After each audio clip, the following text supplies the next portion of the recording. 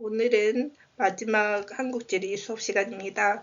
영남지방과 제주도에 대해서 공부해 보도록 하겠습니다. 영남지방은 부산광역시, 대구광역시, 울산광역시, 세 개의 광역시와 경북, 경남 이렇게 두 개의 도를 포함합니다.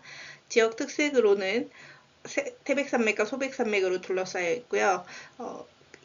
영남지방에는 낙동강이 있습니다. 그 낙동강 주변으로 크고 작은 평야와 분지가 분포합니다.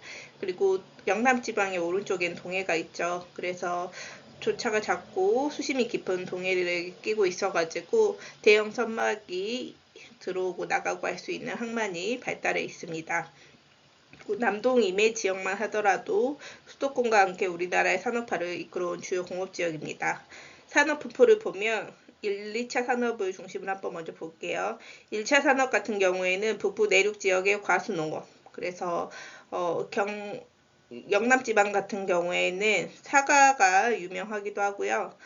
그리고 낙동강 하구 삼각주와 대도시 근교에는 원예농업이 발달해 있습니다.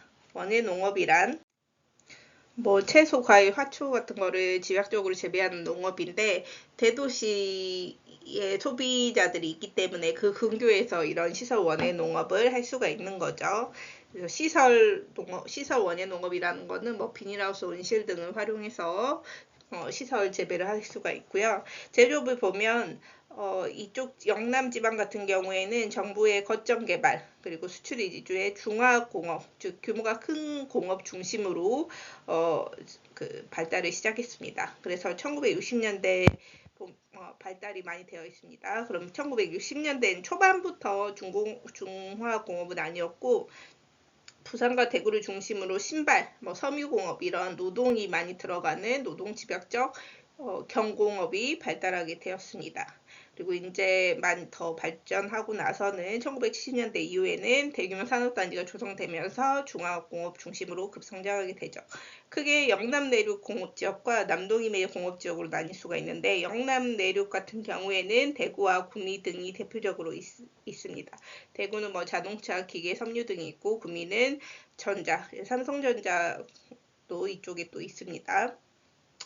남동임의 공업지역 같은 경우에는 항만이 있고 그 다음에 정부의 중화공업 육성 정책을 바탕으로 우리나라의 최대의 중화공업지역으로 성장했다.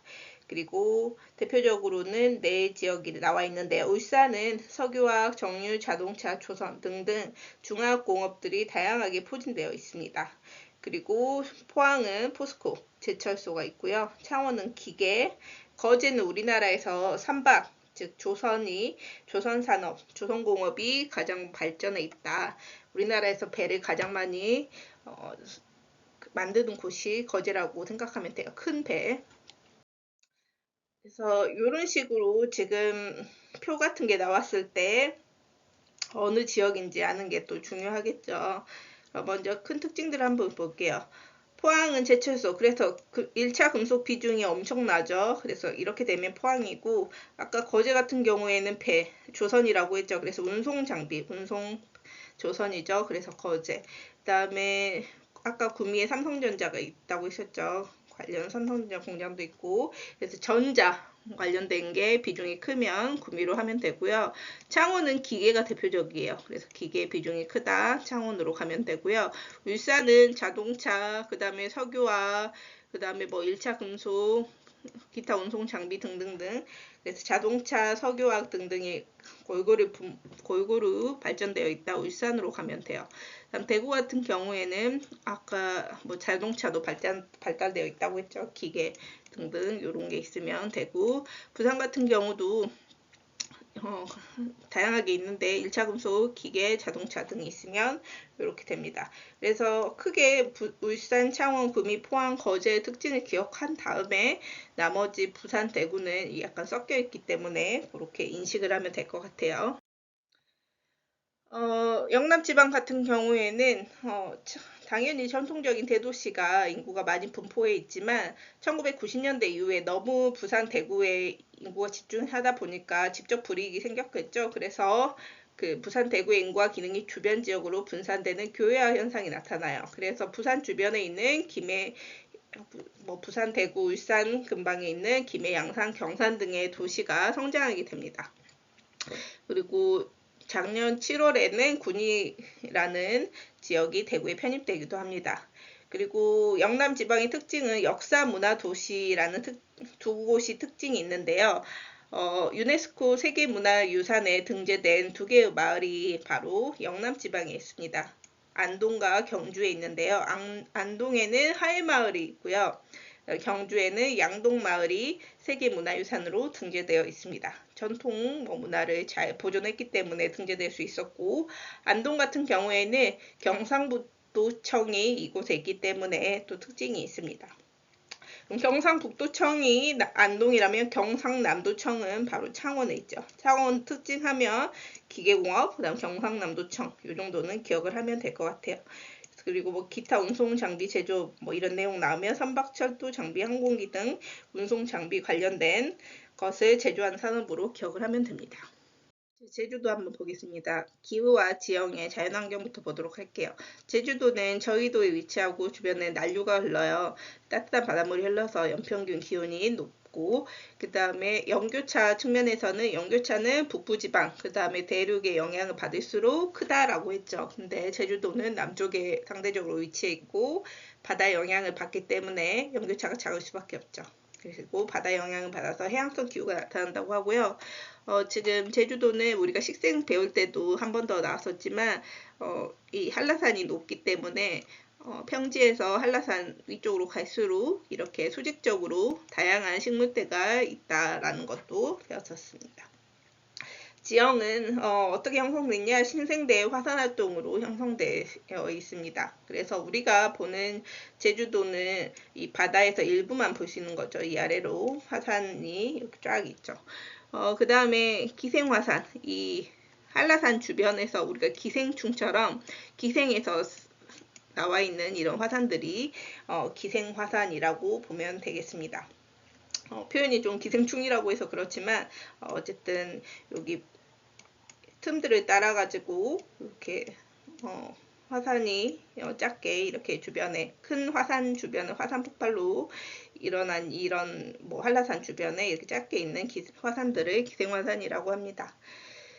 그 다음에 여기는 주대 기반함이 현무암이에요. 현무암 보면 구멍이 뻥뻥 뚫려 있죠. 그래서 물이 지하로 잘 스며들기 때문에 하천 발달이 미약할 수밖에 없죠. 바다가 그 빗물들이 다 하천이 발달을 하려면은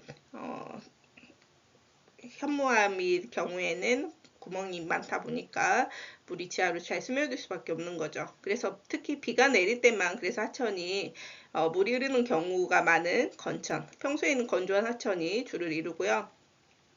그 다음에 뭐 유네스코 생물권 보존지역, 세계자연유산, 세계지질공원 등에 등재되어 있습니다. 그래서 제주도 세계유산 등이 이렇게 나와 있어요. 뭐 성산 일출봉 등등이 있다고 나와 있고요.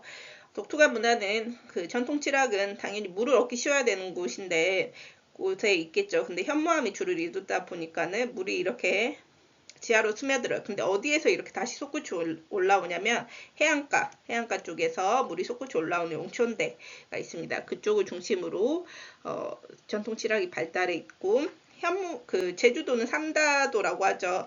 바로 바람이 많아요. 그러니까 지붕이 날아갈 수도 있으니까 그물 모양으로 줄을 엮어서 강풍에 대비한다는 특징이 있고요. 전통가옥 같은 경우에는. 그다음 경지는 이렇게 현무암이 있다 보니까 물이 지하로 잘 스며들어서 벼농사 같은 경우에는 물을 가둬놓기도 해야 되고 물이 많이 필요하죠. 근데 제주도는 그러기가 힘들기 때문에 밭과 가수원으로 주로 이용합니다. 우리가 뭐 제주도 하면 귤 떠올리기도 하고 그렇죠. 가수원도 많고 그렇습니다. 제주도는 1차 산업과 관광산업 위주의 3차 산업을 중심으로 발달했어요. 즉 농사도 많이 짓고 우리가 관광을 많이 가죠. 서비스업. 3차 산업 중심으로 발달해 있다. 그래서 제주도 산업구조를 보면 1, 2, 3차를 보면 1차가 많고 전국에 비해서 3차가 확실히 많다. 그리고 2차인 공장은 거의 적은 편이다라고 볼 수가 있겠죠. 제주도 방문 관광객 수는 코로나 많다. 외국인, 내국인 물론 내국인 더 많았지만 이때 코로나 이후로는 외국인이 거의 없죠. 그래서 타격을 그때 많이 받았습니다.